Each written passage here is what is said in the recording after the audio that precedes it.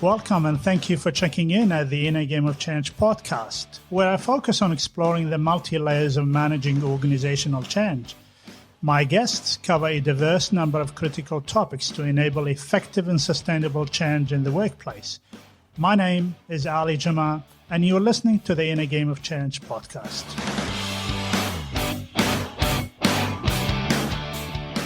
My guest today is Joanne Rinaldi, the Director of Service Delivery at PROSCI ANZ.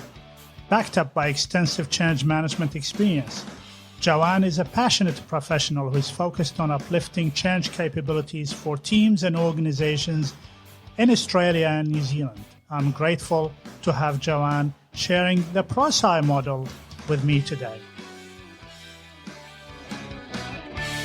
All right, Joanne, well, thank you so much for joining the Inner Game of Change podcast. I'm meeting you again today. Thank you for agreeing to meet with me again.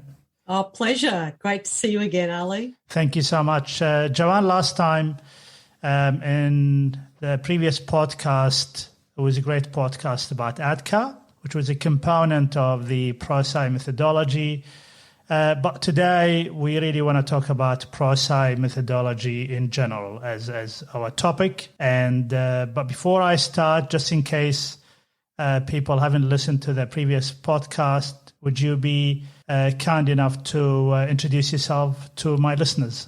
Sure, absolutely. My name is Joanne Rinaldi. I am the Director of Service Delivery for Australia and New Zealand. I have been with PROSCI for just over 6 years. And I lead the amazing team of senior change advisors and master instructors delivering our products and services. And I say co-delivering, actually, because I'm in there hands-on as well. Fantastic. Really good to have you here. So PROSCI, very quickly, talk to us about the history of PROSCI. Okay, so PROSCI was founded back in 1994 by former Bell's engineer and program manager Jeffrey Haidt. And PROSCI is a combination of two words standing for professional science. And PROSCI is also known very much so with regards to the PROSCI best practices benchmarking studies that we've had 11 benchmark studies to date, where we've had over 8,000 participants contribute to the study of change management in practice with over 85 countries around the world. So it's one of the largest bodies of knowledge in change management, Great. Which is really valuable to get some really key insights. Yeah. And the participants in those, researchers, the participants, they're not necessarily change managers, are they? Predominantly, yes. Yep. Okay. So everyone that has contributed to the actual research, they don't have to be PROSCI certified, but definitely in the practice in some shape or form on a project in change. Yeah. So you don't have people that are on the sideline having an opinion about change. These are professionals that whatever title and level that they've been working on a project have been applying change in some shape or form on a project. Yeah. Okay. Joanne, when I started reading about PROSCI, I actually thought the PROSCI is made up of two words, project science. Really? Yeah. So, and I've always explained it as a project science, which makes sense. In my head, I actually worked it out that it makes sense. But now you're actually putting me on the right track with the word PROSCI. So, in general, PROSCI is a change management methodology, is one of the very well-known methodologies in the world, and specifically here in Australia as well. Long history based on research and data, and very immersed within the industry. And also my understanding is that lots of employers, especially in Australia, they do expect a change manager to be certified in one of the top 2 or 3, and obviously PROSCI is one of those methodologies. What's the rationale of having a methodology to manage change in general anyway? Yeah, good question. It's to provide a structured approach to change management. So, and that gives us an opportunity, to example, to really focus on maximising the outcome from that people perspective. So to have a structured approach is no different to project management, where you have prints, you have PMBOK, et cetera, et cetera. So it provides that opportunity to say, okay, I want to focus on success and what the success look like and how do I go about that. Most importantly, it's not necessarily a formula, but a recipe. It gives us the opportunity to scale our approach according to size and shape, but at least it gives us something to say, okay, what do I need to do in phase 1 through to phase 3 to maximize my change? Yep. And you mentioned phases. So what are the phases for the PROSCI methodology? Our 3 phases are prepare approach, manage change, and sustain outcomes. And they are our 3 phases. And within those phases, there are key sections of activities within each phase, which is all about defining success. What are we trying to achieve? What are we doing? How are we planning, right through to that sustainment of change? And they are our 3 phases. And what I like about the methodology is that these activities are actually outcome-driven activities and not just activities for the sake of it. And I like how it's actually outlined across all of those stages. Now, saying stages and phases, but we do agree that change is not a linear process, is it? No, it's not linear per se, but in saying that, we always need to assess current state. We need to know what current state looks like. Yes. And in order to assess current state, gives us an opportunity to identify impacted groups. What are we trying to achieve? Who has to do their jobs differently? All these plain language questions. So therefore, all the data that we collect in phase 1 helps us then to start our plans in phase 2. Great. And with phase 2 in our plans also helps guide people from current state to future state through that transition. And then, of course, that phase 3 is then to give us an opportunity to review performance, sustain the outcomes, and ensure that we have that transfer of ownership. Yeah. So when we say linear, we need to do those 3 key areas. But how much do we need to scale? The effort that is required is really based on what we've identified in that phase 1 with regards to the impact and the effort that's required. Yeah. Joanne, you mentioned earlier that you mentioned the 2 words, formula and a recipe. Do you want to elaborate more? So the methodology is really not a formula. What does that mean? Okay. A formula means that you have to follow the bouncing ball. Yep. You don't. There is a structured approach, but you are the master, I guess at the end of that, you are the master chef. Mm-hmm. You need to be able to scale the plans according to the effort that you have identified, according to the scope of the change. So the greater the scope, the more effort is required. So then you add extended plans, core plans, etc. So it's scalable. And that is what you do as, of course, a professional. No framework will do it for you. You need to do that. That's really what I mean by the difference between a formula where you don't deviate, you have to, but then the recipe is you scale according to what you need. And hence why any methodology should be able to be flexible enough for you to be able to scale according to need.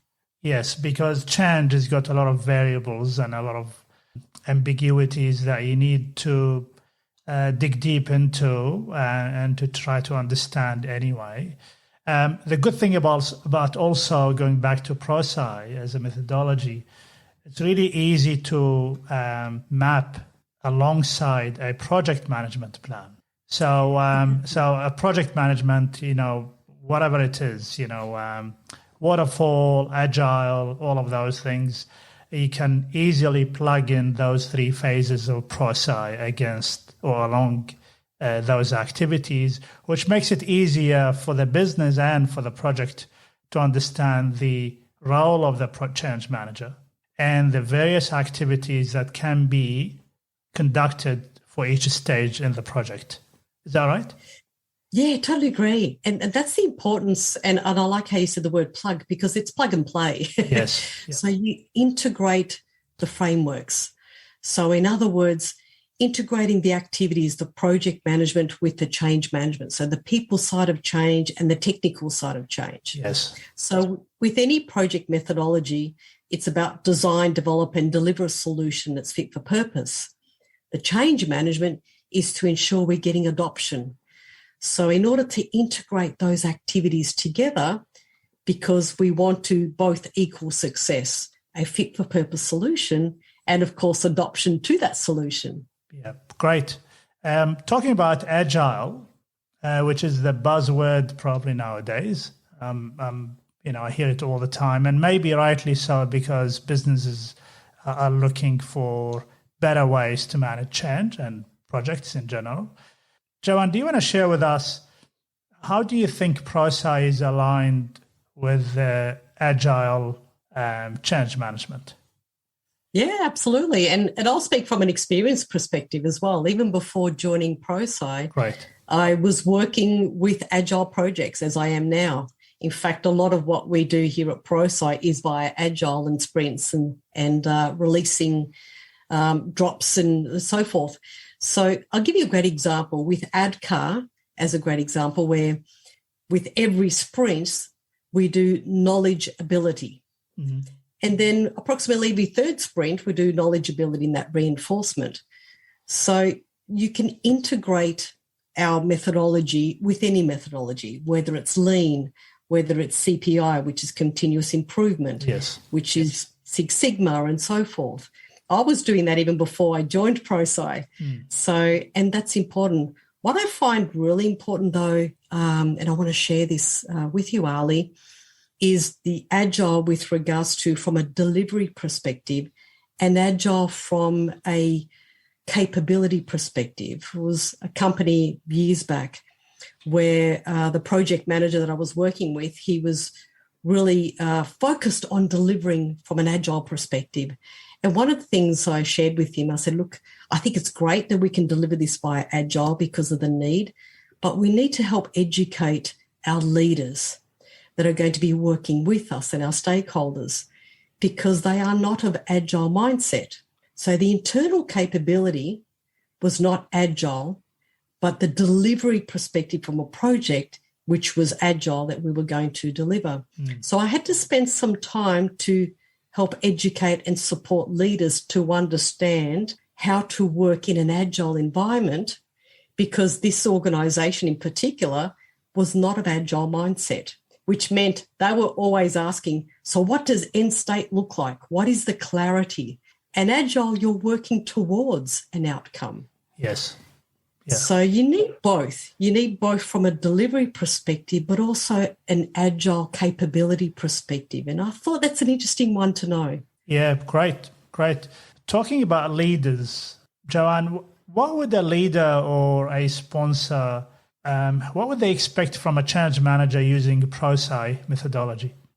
Relationship, roles and responsibility. That the change practitioner is there to help enable change and enable the leader with the script, with support to help them be an effective change sponsor. But the change practitioner, they are working behind the scenes. Project management works behind the scenes. We are enablers, so to speak. Yes. But the actual sponsor is there to help motivate, be active and visible, build that coalition, communicate directly with employees with regards to the vision and the strategy of change. So there needs to be a partnership, an agreed partnership between the change practitioner, the enabler, and of course the sponsor who is leading the charge of change. Great. I think I'm thinking about the components of if I am to, or I'll actually finish my certification, but I think I'll probably need to upgrade at some stage. PROSCI methodology has got a lot of components and it's got a lot of tools as well. So change impact tools, communication plan, templates, and all of those. And they all help the change practitioner, their enabling tools to actually manage any change that comes their way, regardless of the scale, obviously. And these are also a separate section for the sponsor and the role of the sponsor. Is that right? The role of the sponsor, absolutely. So we call them the ABCs for the sponsors. Yep. And this is where, whether they're sponsors, people leaders, middle managers, etc., everyone has a role and responsibility. And the change practitioner helps them understand what their role is to help enable their role. Because at the end of the day, when you and I close off for the end of the day, everyone is responsible for change. Yeah. But everyone has a role and responsibility. And the tools that the practitioner utilizes that we have through PROSCI helps enable. And that's, I guess, the tools of the craftsperson. Every person in their profession has certain tools that they utilize. The tools themselves are not enough. It's that relationship and engagement that you have with your stakeholders, with sponsors and executives. And there's a line that I always use, Ali, with a lot of practitioners, and this is where make the tools work for you. It's not you working for the tools. And what I mean by that is they're great tools, but they're on their own. They're worthless without the practitioner. Yeah. And this is where you use, say, for example, the impact assessments, you utilize the risk assessments, all these tools with your audience, not for your audience. Yeah. And that's part of engaging.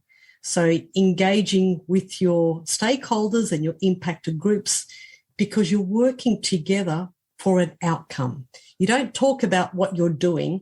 You actually engage with them on an outcome that you're trying to achieve together. That's the beautiful thing about our tools is that they are there to enable the practitioner to enable change. Yeah, and can I add also that these tools, you can complete those, templates and spend a lot of time, but it's not really the completion, is actually the insight you draw out of those templates. Thank you. And the insight is what underpins the conversation you will have with your stakeholders. Yeah. Yeah, exactly right. Yeah. And I share that with a lot of practitioners, that when you are working with an impacted group and you're saying a rating scale of 0.3 and the difference between a 1 and a 2, it's the conversation in between the rating that's just as valuable as the outcome that you're trying to achieve, because the key insights that you get. And there's a line that I found really helpful, Ali, and that's where everyone's perception is their reality. So if I have an impacted group and they perceive that they are saturated or fatigued by change, I need to respect that, even though the numbers don't show that, because that conversation is vital to get good insight of where they are and context of what's happening in their area of the business. And I think that's really important for a practitioner to have that. So there's a skill set, and of course there's the tools that you utilize as well. And it's a combination of both.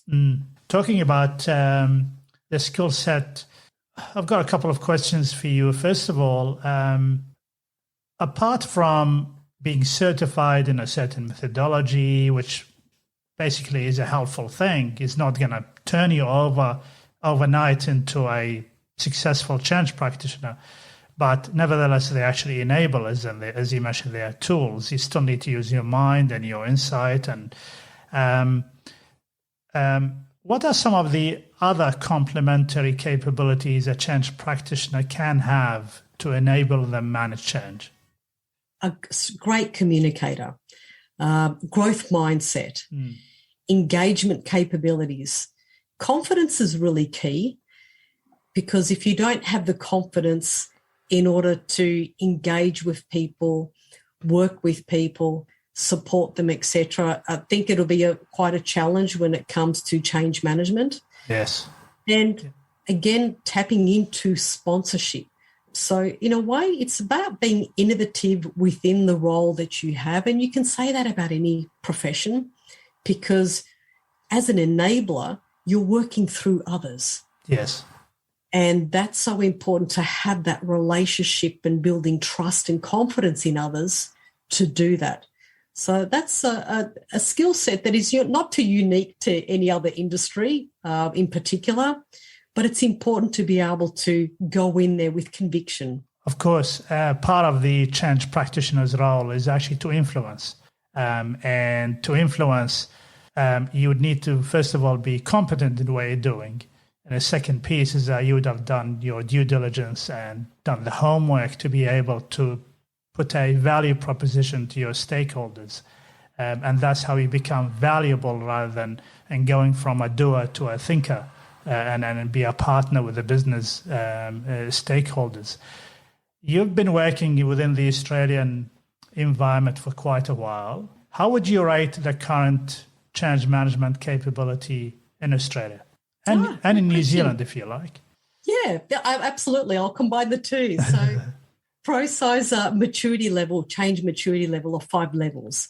So level 1, where change management is ad hoc, so to speak, on projects, right through to level 5, where it's an organisational competency. And our best practices report show us, in our latest best practices benchmarking report, shows us that Australia and New Zealand are at 2.37, give or take. So smack in the middle there. And overall, it's roughly the benchmark overall in that mid to level 3 with regards to maturity. I mean, the US, they are at a 2.4. Europe is at about 2.3. And there's all of that in our best practices reports. So, and this is where, that's where we are in Australia and New Zealand. So it's a good level to be at with regards to, from a global perspective. How can you compare this with maybe, 5 years ago? Is there a sort of a dramatic change, or is that a slow burn? Slow burn. Okay. Slow burn. Yes. Yeah. So it hasn't moved much at all. But in saying that, I guess at the end of the day, it's about which projects you have the opportunity to enable change through. So there's a lot of projects that a lot of organisations having, and not all of them have the luxury to be able to resource change practitioners on. Yeah. I want to ask you a question, Joanne, about the methodology itself. There's a lot of talk, obviously, out there that because PROSCI and other methodologies have been in place for quite a while, considerable changes and amendments and improvements. However, the model still, in general, is still looks the same. These are talk about, is there an intention at all to upgrade PROSCI as a methodology, similar to you've got like a software? Have I got news for you, Ali? Yes, so this year PROSCI launched our Hub Solution Suite. Great. So we have launched Proxima, which is a web application that guides practitioners through PROSCI's 3-phase process. And Proxima is the tools and the methodology online. We've also launched the Research Hub, and Research Hub is that single point of access to PROSCI's research available online as well. And Knowledge Hub. And Knowledge Hub is also that single point of access to content and resources relating to specific PROSCI training, learning outcomes, and transitioning through that methodology as well too. So that just happened a few months ago. So great. And is that accessible to public, or is it only to certified practitioners? Yeah, so definitely anyone that does the PROSCI certification program will be part of their access. Yeah. And for those that are like yourself, PROSCI certified, we have a bridging program, which is a 1-day that actually talks through the differences, the enhancements, if anything, between the methodology of what we had yesterday to today and introducing Proxima. So the opportunity to go in and have a play and put in your project and utilise the online system, which also positions us to do further releases and further enhancements to come. So fantastic. And that's really great news. And I certainly would, because I'm an oldie, I think, in the certificate. So I'll probably look at that particular one day. I'm always keen to learn new things, and if you have managed to put everything in one particular tool, that will be fantastic. I cannot tell you how helpful that will be, and to the change community as well. So I'm hoping that the listeners will check your website for that if you're certified, and if you're an oldie like me, check that Bridging Day as well. Really good to know. So I certainly will check it out, and hopefully I'll put that in the podcast information as well. I want to shift gear a little bit. There's a lot of talk about change fatigue. Now, is this a perception or is this a real phenomena? What does the research tell you? Yeah, look, research does definitely relate to change fatigue, change saturation, and they're not always necessarily cause and effect, which is interesting because, I'll share an interesting story where I had a colleague of mine say to me, "Oh, Joanne, there's so much change happening in the organisation that I'm working in, and we're so fatigued by it." And I said, "Really? Tell me about the changes that are happening." And it's kind of interesting because the changes at this particular organisation that was occurring, there wasn't a lot of changes in comparison to this other client I was speaking to, yes, which I shared with my colleague. And again, this is where everyone's experience is different. Yes. Fatigue is definitely there, but you can get fatigue on one project that is continually stop starting for a couple of years and everyone's over it. You can get fatigue on a portfolio of change and projects. But then on the flip side, I'm working with some organisations where they are empowered by change, and their motto is bring it on. And they say to me, "Joanne, we're empowered by change." And I thought, how interesting is that? Where I can have a client on one hand that they have 40 projects on the go and everyone is empowered and excited. And then I can have another client on another hand, Ali, that have 5 projects and they're fatigued.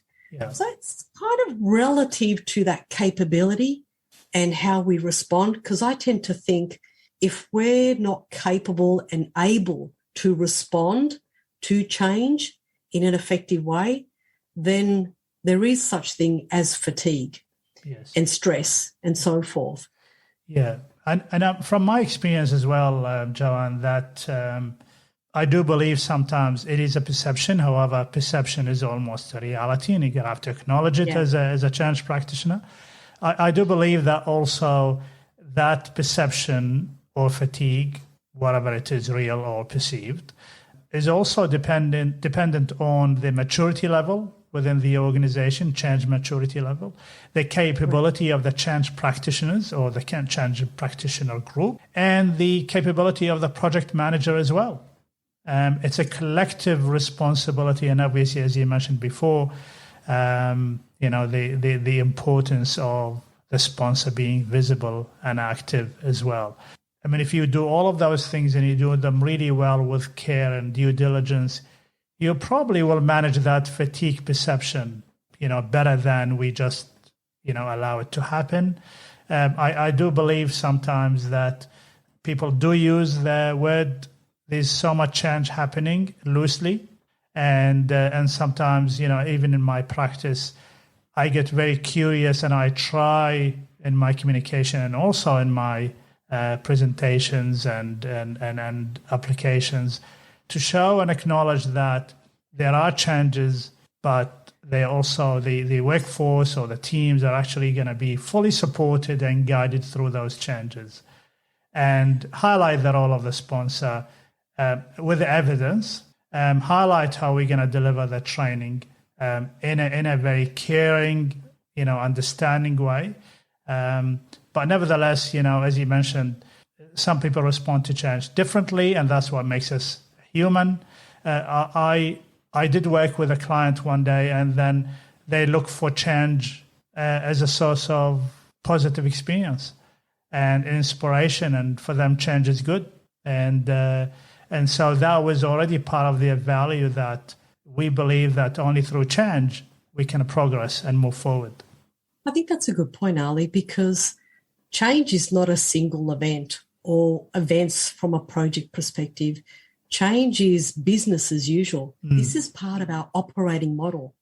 So if this is part of our operating model, then the need of change capability has never been greater like ever before, because the greater the capability, the more likely you are going to respond. And this is important because in a sense that it's becoming our business as usual. It's our operating model. It's not just events driven by project outcomes. I think it's an important way of looking at leadership as, oh, we don't want to do change on top of our day job. Well, it is your day job. Yes, yeah. About doing it effectively, with intent, with outcome, with purpose. And I think this is why models like ADKAR and what we do in change management is so important, because we're doing it with intent. Yes, and the role of actually I had a conversation the other day with a manager, and I was explaining to them that they are a change manager, whether they like it or not, because the role of a leader, they come to work every day to help people succeed. And how you help people succeed, you make decisions, and every decision is a change. And so therefore you need to communicate that decision, and then you need to make sure that that decision is being implemented. So basically that's what change practitioners do, and help you do those things. And so that's why I do believe that application of change is a collective responsibility, and certainly not outsourced to a change practitioner, as you and I know. I think that's a really good point, because if we look at where we are today, there are so many changes that are upon us externally, internal, so many triggers. Change is bigger than it ever was beforehand. I recall that a change transformation program a few years ago would be roughly 2 to 3 years. Now it's 12 months. Yes. So we want everything yesterday. It's more complex. We have behavioral analytics. We have all this data. So more information also means more expectation, more outcomes, more work. Then we have cross-functional. So it's not just looking at it top-down. We're looking at cross-functional impacts. Yeah. So we're more connected. The VUCA world of where we're in right now is so fundamentally where we are today. It is business as usual. Change is not slowing down. In fact, if anything, it's becoming normalized. Yeah, absolutely. And talking about fatigue and saturation, do you want to explain very quickly the difference between saturation and conflict? Yeah, so saturation is when there's a lot of change. Yeah. So it's coming from all angles and all areas and so forth. Fatigue is exhaustion. I'm tired, I'm done, there's too much happening, I don't know where to focus. And as I mentioned beforehand, it's not necessarily cause and effect. And yes, you can get fatigue from too much change, but you can get fatigue on one change. Yeah. So it's an interesting universe we live in right now to really get a good understanding. And I share this with a lot of people leaders, is understand where your team members are. Because, for example, if we are in amongst all this change and there are 3 go-live dates for your team members in 1 week, well, that's a lot of change happening at one go. Yeah. At the same time, if there's little changes, but hence the changes are not working for you and there's a lot of expectation, it's really checking in with team members, knowing where they are. So fatigue is exhaustion, and, of course, saturation is multiple changes. But like you, Ali, I do go back to say higher the capability, the less likely you're going to be fatigued. Yeah, true. And this is where the change practitioner's role will become really important, that they can be in the airport tower advising the stakeholders about the number of planes landing, number of planes taxiing, and number of planes actually up in the air, and number of planes actually in emergency. I do believe that the way I look at it is slightly different. I look at it is that fatigue is a consequence of saturation and conflict. And that's why people get confused sometimes, like these project managers, don't they talk to each other? Because we already have a change landing in this particular week or this particular month. And that's what I think, the ecosystem of change that is happening within an organization is a sole responsibility for the change practitioner to be able to put it together and be able to advise the business, because sometimes they can't really have two planes, taking off at the same time. That's where conflict happens, and that's where we have a problem in a place as well.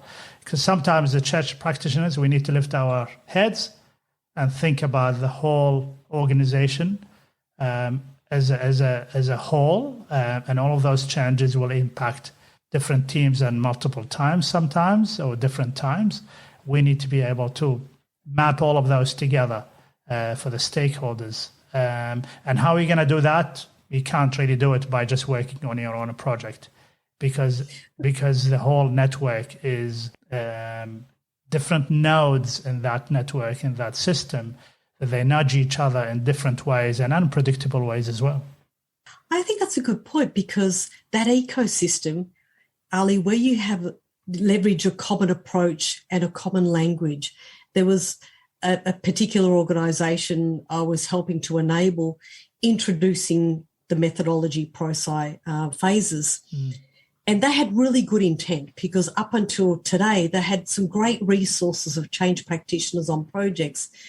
But each and every change practitioner, I think there was 11 of them, and there was about a dozen projects, they all had their own toolkit, but they're all conflicting different languages, different methodologies, different tools, which was okay for them, but not for the organisation, not for the stakeholders and the sponsors, etc., because they all had conflicting languages.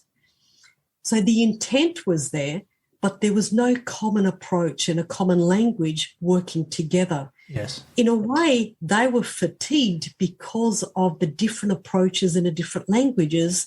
Oh, I thought you meant this. Oh, I thought you did this. What does that mean? When I help them bringing together one language, one common approach, one way of doing, suddenly people were talking and they knew what their role was. They knew what desire meant and ability meant, etc. And they all had this common approach to change. And that, in fact, alleviated a lot of this fatigue and saturation, but they didn't even know what it was, which was quite interesting. You don't know sometimes when you're in it until someone else shines something new for you. Yeah, and really great point, because I do believe that the sponsor's responsibility also lies in the fact that they can't just accept whatever the change practitioner is going to put in front of them. They need to ask smart questions. Where can you see the resistance? Where can you see the conflict? Where can you see the saturation? What's the plan? These are the questions that need to go to the change practitioners by the sponsor. They can't just accept it. I coached a sponsor to ask their change practitioners, tell me why this particular comms plan is going to work and not in a different approach. What did you base that on? Can you show me the insight out of your change impact assessment? Because we can, can I ask that? Of course you can. It's because yes. These people are working to enable you. And I expect my sponsor to ask me the same questions when I work. And because whatever I'm doing and I'm proposing will impact that change experience for the organization. Exactly right. And that's where understanding what approaches work for the organization, as I mentioned beforehand with Agile, if we're introducing Agile project methodology and change methodology, so to speak, from a delivery perspective, what is the internal capability like? Because if we're not Agile by mindset and yet we're delivering by Agile, there could be a conflict there. So there's an opportunity to say, what is our capability and our delivery? Yeah. One organization, you're partially Lean Six Sigma, but then you're partially Agile. what does that mean? Yes, yes, yeah. You're either one or the other up to a certain point. Yeah. So that capability is going to be so important for that operating model to integrate with how we deliver. Yeah. Talking about capability, how would an enterprise build their change capability? Oh, great.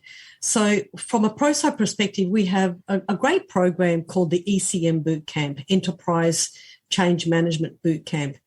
And in that, we provide access to our change maturity audit. Mm-hmm. It's a tool, and it covers 5 key capability areas of the organisation to really, I guess, baseline where they are with their maturity, and then focus on elements of the 5 pillars to say, all right, this is where we want to be in 12 months' time.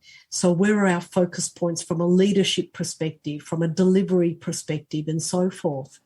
So benchmarking where you are against our 5 pillars in our maturity audit is a great way to start, and then to look at where the focus points would be. Fantastic. Yeah, fantastic. And I remember that as well from my study. What's your advice for people who are working different jobs and different roles, and they are curious about being a change practitioner? Oh, fantastic. Well, if you're curious about being a change practitioner, it's a great time to be a change practitioner. Especially nowadays, they talk about the Great Resignation, so that's a good... Yes, come over to this side. Yeah, that's a good time, yes.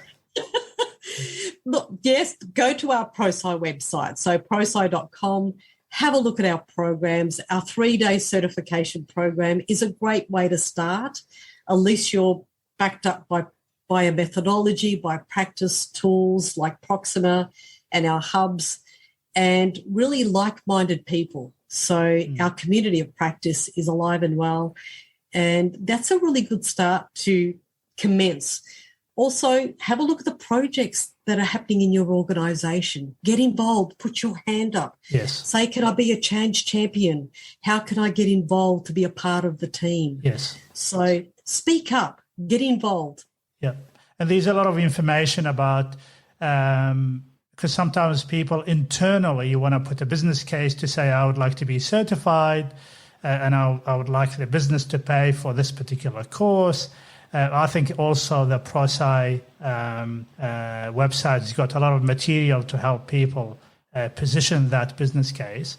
What other certifications are there, Joanne? Is there a Train the Trainer? Yeah, well, there's the 3-day certification program, which is a great fundamental start, without a doubt. We have advanced practitioner programs.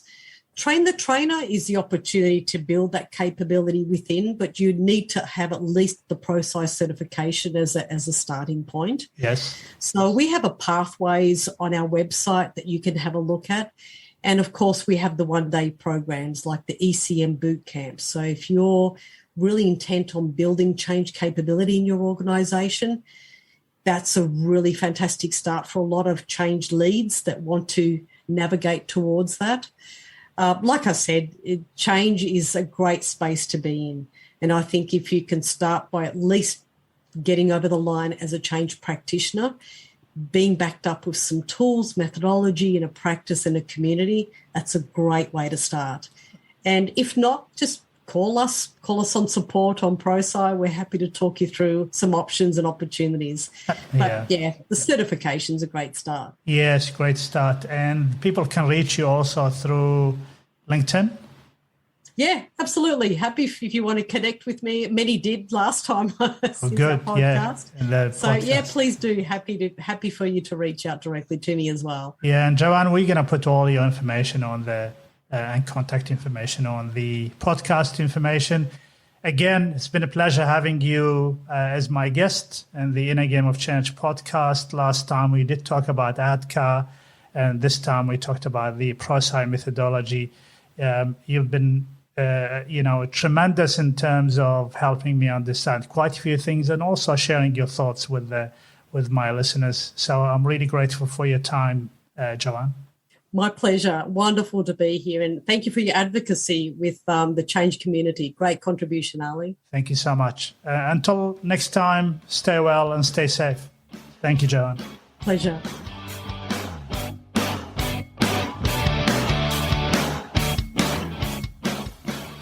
Hi, everyone. I hope you enjoyed listening to this episode of the Inner Game of Change podcast.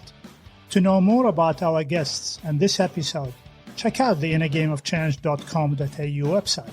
And remember to subscribe. I can't wait to share with you the next episode. Until then, stay well and stay safe.